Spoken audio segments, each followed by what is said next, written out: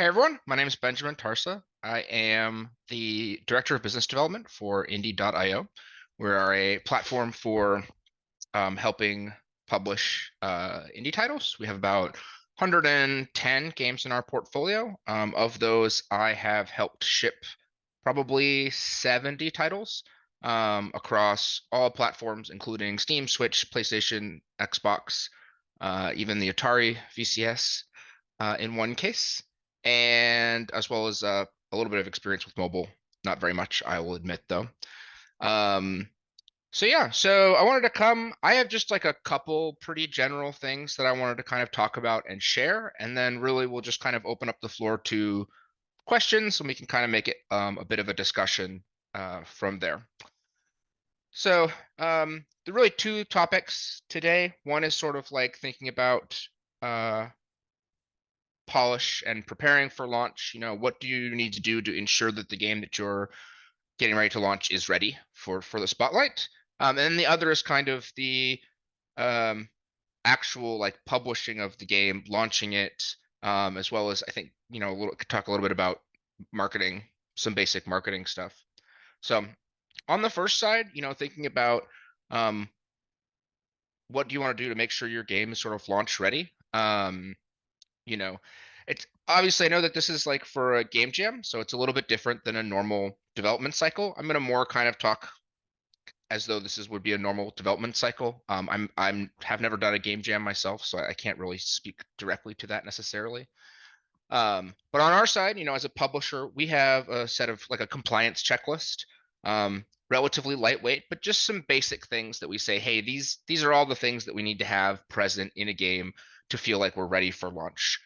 This is mostly around like functionality and, you know, really the basic things that most people are going to expect the games to have. That, they should have. The game should probably launch in full screen mode in most cases. It should have the right, text localization if you're localizing. Mouse commands need to work, keyboard commands need to work. You know, Generally we look for things to have relatively standard controls. So if you escape should bring up the menu, and escape should close, an inventory screen or something like that. Just looking at the buttons and control schemes that are used are pretty normal. Because typically you really want games to feel, natural, and for people to be able to use all of that experience that they already have, to dive right into yours. Um, Also, things like being able to control the sound and the music, and having volume sliders.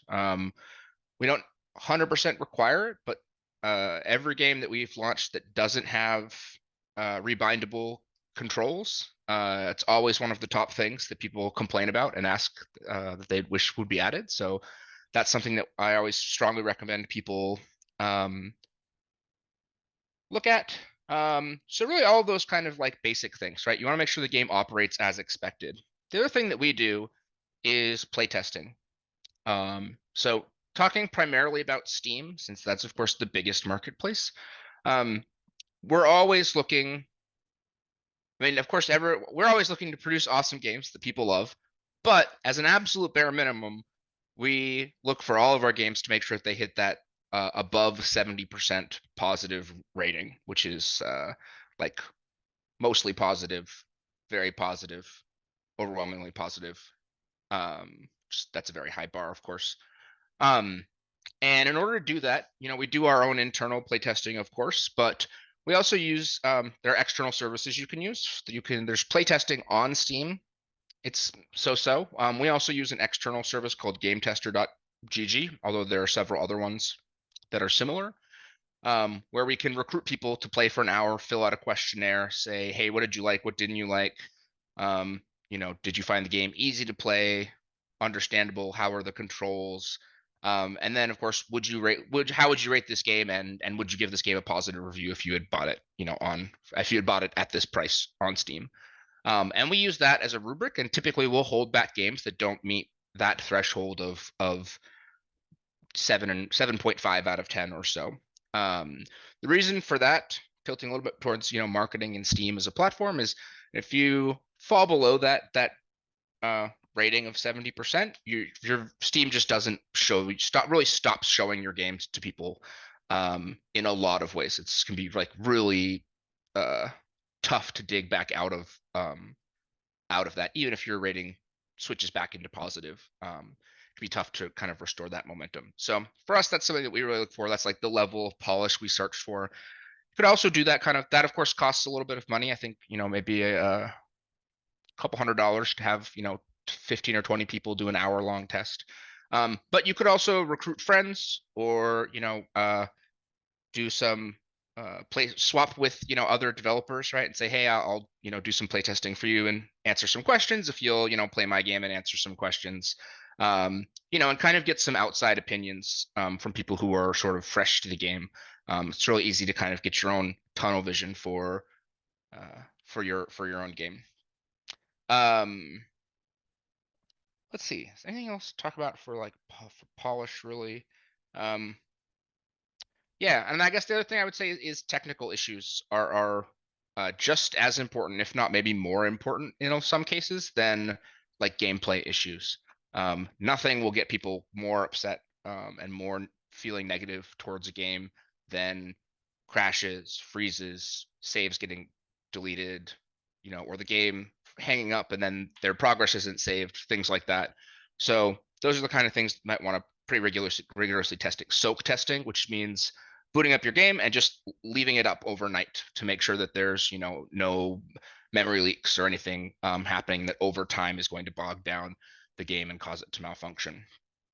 I guess I can maybe pause there and take any particular questions about sort of polish and kind of the final steps for ensuring that the game is ready to be put out into the open.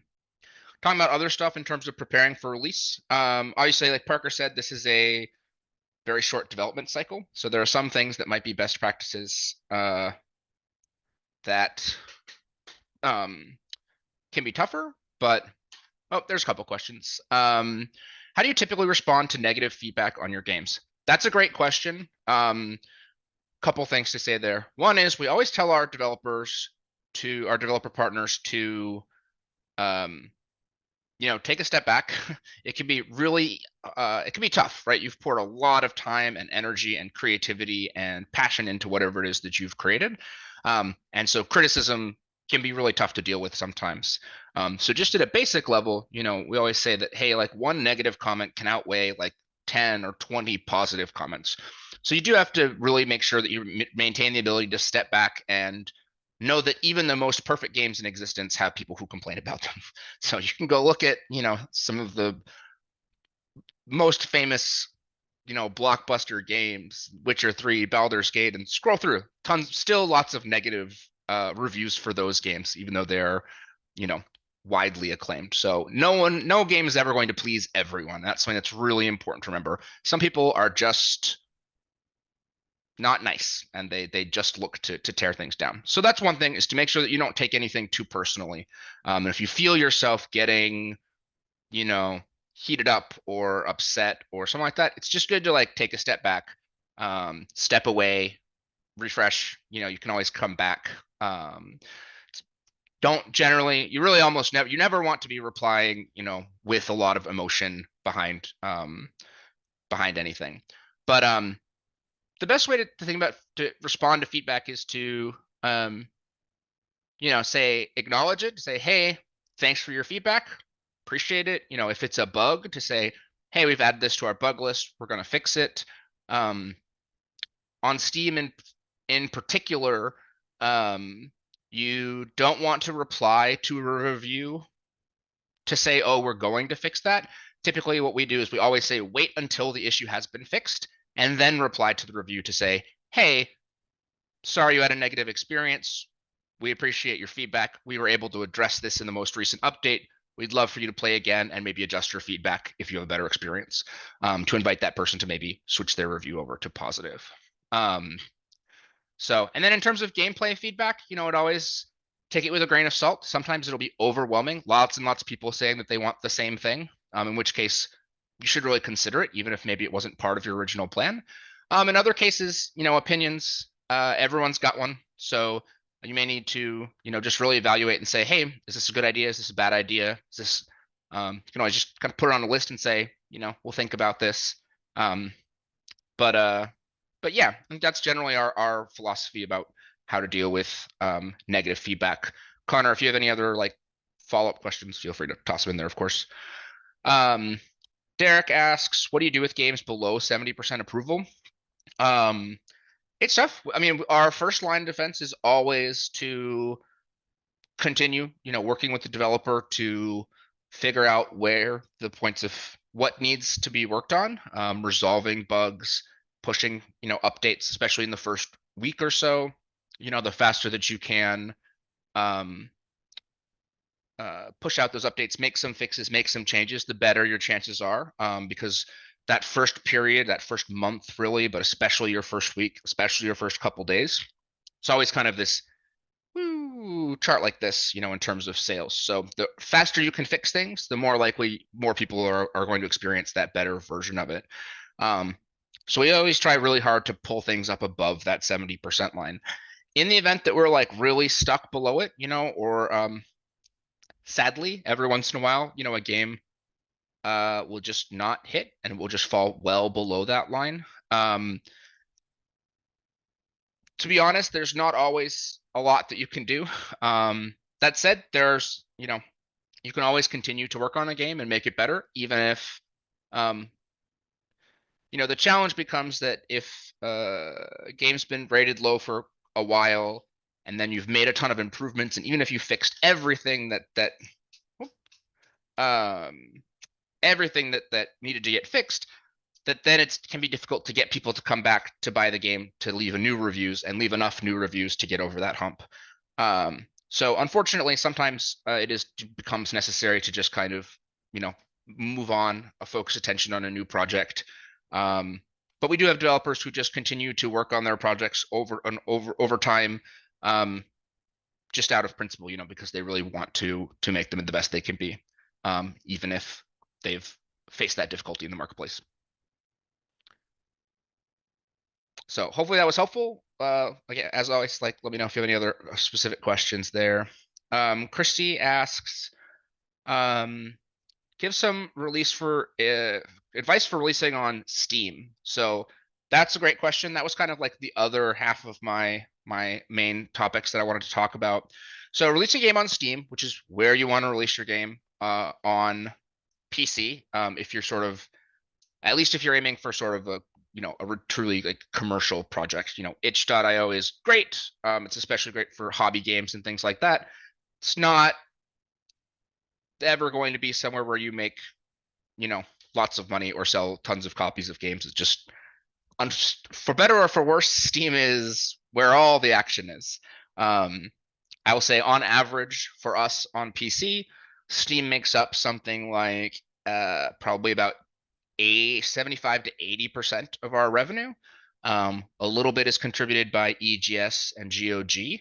And then also we see a good amount of revenue from key partner sites like Fanatical and the Humble Store and all those sorts of third-party Steam key resellers. But for releasing on Steam, again, this is a little bit less applicable to this Game Jam sort of cycle, as it's very short. But what I always tell people is well, I'm gonna back up and can vary a little bit. If you're planning to if you are seeking to get a publisher, it can be beneficial, and if you're early enough in your development cycle, it can be beneficial not to put your game on Steam, create a Steam page until you have a publisher who can help with creating that and debuting it. Assuming you're just kind of going it your own, typically you want to put your game up on Steam as soon as you can. So as soon as you have a product that you can take 10 screenshots of, that you can build, some kind of short trailer that just shows off the game, that's when you'll want to kind of build your Steam page.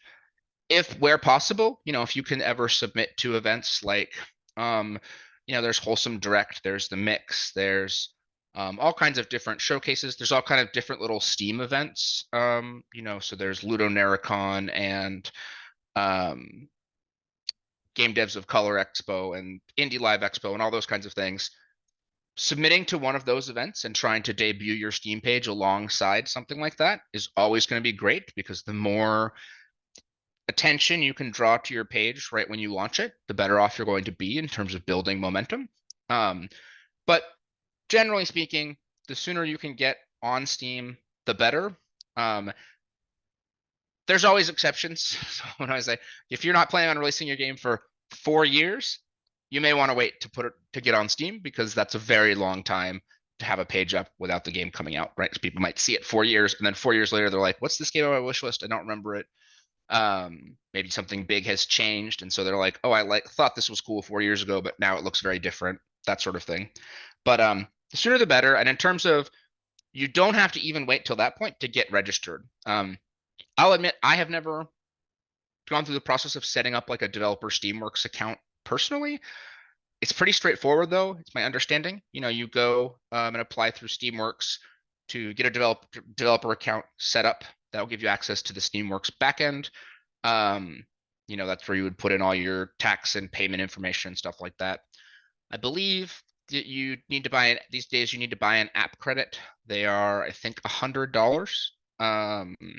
Eventually, if you release enough games, they start giving them to you for free. But you'll need to buy an app credit. I think it's about $100. And then once you have that, you can set up your Steam app. That doesn't mean you necessarily have to publish your store page or anything like that, but it will give you the ability to start putting together your build pipeline, putting builds on Steam. You can start, doing testing or previews or anything like that through Steam using release override keys. And you'll have access to start building your store page, to start working on the copy and the text and all of that kind of stuff. In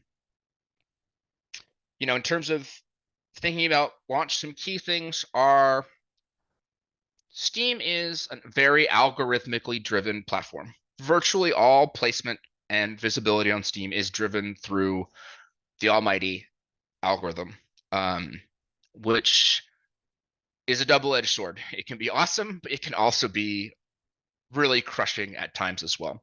A good goal that I would say for any indie project is going to be to get to about 5,500 wish lists. Once you hit between 5 and 6,000 wish lists, then when the time comes and you're preparing for launch, your game will appear on the front page of Steam in the popular upcoming section. That can be a great boost. It's typically good for at least a couple thousand wish lists, and it can be good for as much as like 10,000 more wish lists, depending on the timing and how the game is received, all these kinds of things. But that's a great bar to set for yourselves. The unfortunate reality is it's very difficult to see any sort of success if you don't really get to that point. And the best way to do that is to just find ways to get your game in front of people, whether it's through, applying for those different events, helping build your social media presence on, all of the traditional channels and TikTok and things like that. But all of that can be very time consuming. So it's always kind of a delicate balance of, how much time do we have to develop our game versus market the game. But unfortunately, you can make the best game ever created, by a small indie team. But if you launch it on Steam, if you very quickly with, only 400 wish lists, it's unlikely that it will ever get in front of a lot of people. And so that is, unfortunately, just the reality of the situation. That's just some general advice. I am happy to take more questions. All of the Steamworks documentation is public. It's pretty good, I think. It's relatively solid. So if you've never uploaded builds to Steam before, it's a great place to just go. You can go through. It shows you the whole process. If you've never built a Steam page, there are some good, instructions, as well as, there's some different tips and things in there. There's also some other really great resources. So a couple resources that I super duper highly recommend are how to market your game. It's a newsletter and website. There's a blog. Um, I love it. I read every single post he makes. He's got a lot of really great analyses of, Steam Next Fest and how that works, and how do people get daily deals? What does that mean? And really gets into a lot of detail. I've never done any of his sort of more like paid classes and courses and things that he has, but he also does provide some free resources, ebooks and stuff when you sign up for the newsletter.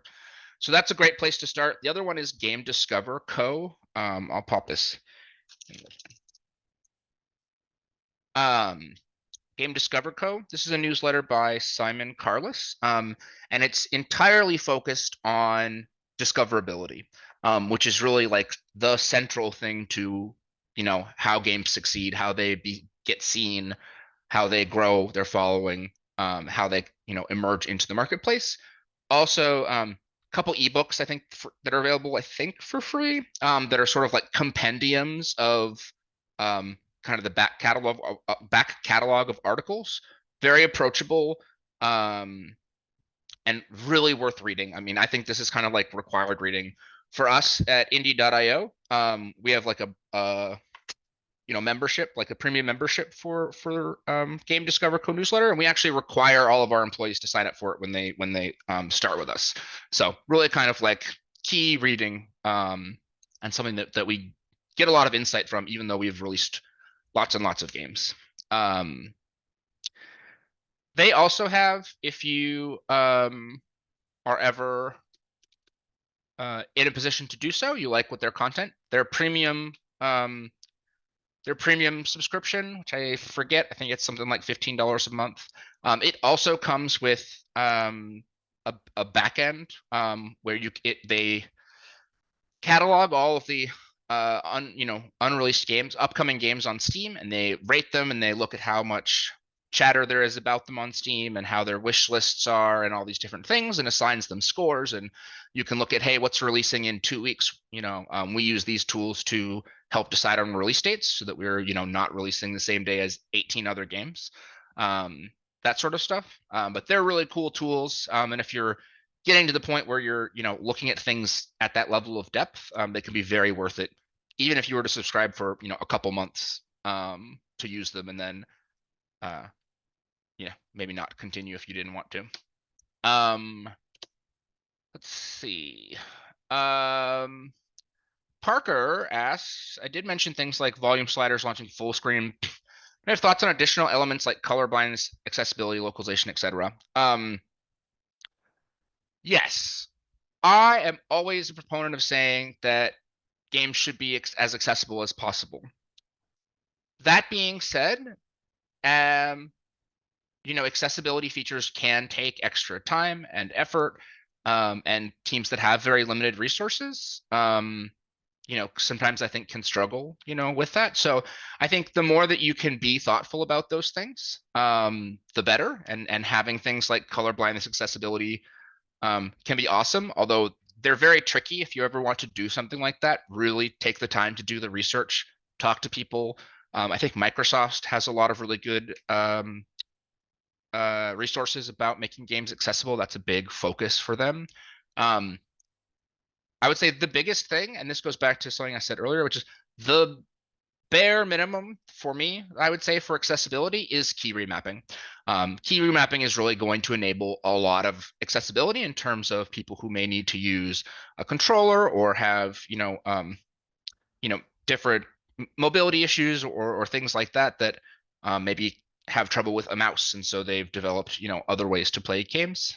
So key remapping is like, I think, my absolute baseline for accessibility. Localization is kind of an entirely different beast. Ultimately, localization is expensive, unless you are a native speaker of a language, and you can. If you are a native speaker, let's say you're from Spain or from Latin America, and you say, hey, our game is primarily written in English, but I have the time and the desire to go through and localize that, develop it in also my own language. Awesome, totally worth doing. of course, if once your game starts to be 50, 60, 70,000 words, if it's very narrative or something like that, then that also becomes like a really big um, project to take on as by yourself. Um, Typically, what we look at is the um, just financial viability. So we work with a localization partner. They're called Gamelian, based in Europe, and we essentially look at, hey, how much would it cost to localize into a language, and we go and say, hey, here's how many wish lists we have in regions that primarily speak that language, and then kind of do some math to say, hey, typically, 10-15% of wish lists convert. Here's how many wish lists we have. How much the cost of localization, the price of the game, etc. To say, hey, we think if we localized into Spanish, if it cost us $5,000, we would make $6,000 more. Awesome, let's do that. More and more, though, we tend to localize after the fact. So we'll launch a game, and then if that game sees some success and is generating revenue, then we could say, all right, hey, it probably makes sense to localize. What are the top regions where we have outstanding wish lists, or where are we selling the game? Maybe it's worth adding Brazilian. It can really vary depending on what the audience for your game is, what the best regions. That said, simplified Chinese, never a bad idea if you have the ability to do so, since it is is a very fast growing and very, very large portion of the Steam audience is in China. Things I would just mention in terms of caution is it can be very tempting, especially in this day and age, to use things like machine translation. Machine translations are generally still pretty bad, and people will call you out for it, especially in languages like simplified Chinese that are just like more difficult. Um, Translation and localization are not the same thing, and so especially for languages and cultures that are very different from, I'm using English as the default here just because it does still tend to be in terms of like Steam, um, that there are other elements. There may be other things that need to get changed or adjusted, or the way certain topics are approached, and a skilled localizer will be able to tackle that stuff as well. So I don't recommend machine translation, unless, again, maybe if you are if you are a native speaker, and you could say, hey, I'm going to machine translate this, and then I'm going to go through and go through line by line and make sure everything makes sense and was translated well and consistently. That's another problem that you come across with machine translations, is that um, it's not very good at the jargon, and terminology. So it sometimes will use different terms in different places based on the context. So don't recommend machine translation as a rule. I also we are very hesitant. I say we have a policy of not doing any fan translations, where community members do offer. They say, hey, I love your game so much, I want to translate it into Russian for you for free. And we always say, that's great, we really appreciate how much you love our game and how passionate you are, but we don't do that. There are a couple reasons. One is, again, localization is a skill, and localization and translation are not the same thing. There's also just the reliability factor. If you don't have any way to check that work, you don't necessarily know. There are, unfortunately, malicious actors out there. There are also people who just, are not going to do the best job, just because they're not as skilled. There are also some potential legal concerns. I'm not going to go into just a deep discussion of it, but while your game and the text is copyright, you hold copyright on that, translations also are copyrighted. So if someone takes your work and translates it, while you retain the copyright to the source material, there is actually like a subordinate copyright held by the person who does the localization. If you're doing a professional localization, you've done the paperwork and you have a contract that says, hey, all of this is a work product, and that you continue to own the copyright for the translation you've paid for. But with fan translations, it's a little bit dicier. That said, sort of the more casual you are about things, you can do some of those things. I'm not going to sit here and say that you should never ever do these things, but there's all these different things to just be aware of as you're working through that. So hopefully that's helpful. Tia Marie says my nails are on fleek. Thank you. It's my quarantine hobby. As you can see behind me, I have quite a collection of nail polish. I love to paint my nails. You can find me on Instagram, nails by Benj. See all my nail art over there. Awesome. Well, I think that takes me to the end of the questions that are in the chat now. Give a couple minutes. If anyone else has any other questions that they want to toss in there. In the meantime, I can introduce you all to my supervisor. His name is Duncan. He's doing a heckin' snooze over there in the corner right now. But he's my constant companion here, hanging out in my office as I work from home. Me and my partner just rescued him about a little bit less than 2 months ago, so he's been great. Oh, thank you, Parker. My shameless self-promotion is not promoting the games that I publish. It is in fact promoting my nail art Instagram account. I've been lazy about posting, so maybe if I see some new followers, I'll have to get back on that. I have quite a backlog of stuff. But enough about me. Oh, thanks, Derek. See on my phone here. Enough about me and my nails. Are there any other questions? Anything else I can help with? And I'm also happy if you have questions sort of a little bit outside the specific topics we've been talking about today. I know a lot about a lot of different things, so I'm really happy to help however I can. I am in the IndieCade Discord, so if you have questions that come up after the fact, or you see someone else asking a question that you say, oh, hey, I bet that Benjamin guy might be able to help, feel free to ping me on there. And I will do my best. I will say I'm traveling next week, but I never don't have this guy on me, so I will do my best to help out. Sure, I can talk about IndieIO. IndieIO, formerly Freedom. You may also know us as Freedom Games. We recently sort of rebranded, so we did do a lot of very like traditional publishing where people come, they pitch us, we maybe fund games and help them with the publishing process. But really, we're very passionate about trying to help as many indies as possible. We think the indies are where awesome, innovative, cool stuff that is unique, has a lot of soul and expression happening. And so we're working to build a platform that's just very broad. I like to think of it as almost like our goal is to sort of democratize the tools of publishing. If a lot of people are out there searching for publishers, sometimes struggling because they need help with playtesting and localization and managing their store pages and having all the relationships with Fanatical and Humble. And, we're on 50 some odd different, key reseller websites, e-tailers around the world. And as a small team, it's very difficult to maintain all of those kinds of different relationships. Whereas for us, we have all those relationships. It's very easy for us to just plug anyone into them.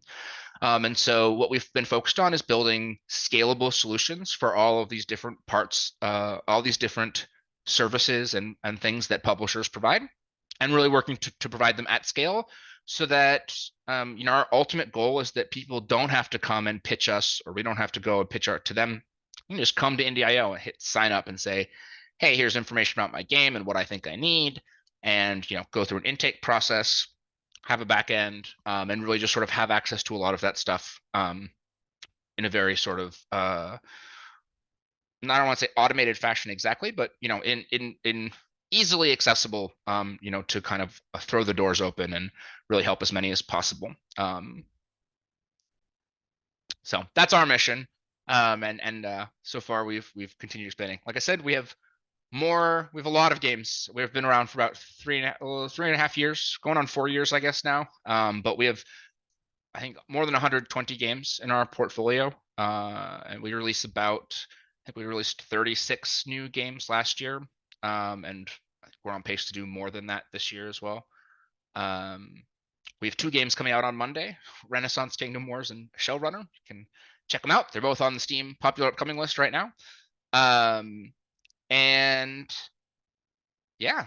So that's what we do. I'll say we have more for instance, we have more games on the Epic Game Store than any other publisher that that publishes their games through Epic. So, sizable operation.